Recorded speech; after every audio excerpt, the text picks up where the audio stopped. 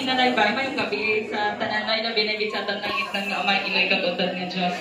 Hindi nga binalaybay, hindi kami ang nagsulat nga tatlo. Ma-deliver lang kami. Hindi ginsulat kaging compose ni Reverend Sister Sylvia Casamores.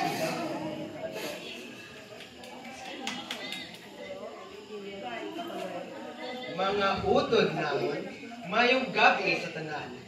Ining isa-isay namon sa inyo pamatigon. Ang igasugid namon, base kung may kulang. Ang madamo sini, wala namon masayran. Sa 1977,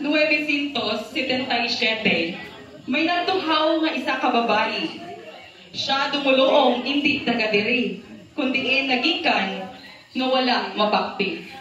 Ini nga babay daw katingalahan. Ang imo ugali iya nga mapaktan. Ang iya nasugid lunsay kamatuoran.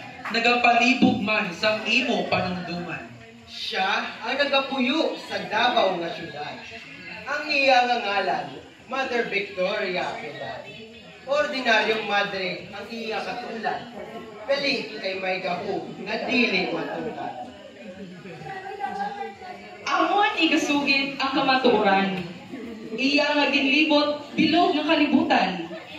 Sa pagbaylo-baylo sa lain-lain nga ngalan. Maria Elisa Elizabeth Victoria Piedad ang katapusan. Diri natukiban ang mga milagro. Pinasahi nga gahom sa iya pagkatawo. Nga siya gali ang nangin instrumento. Ang Birhen Maria, Iloy nga Diyos, Espiritu Santo. Thank you so much.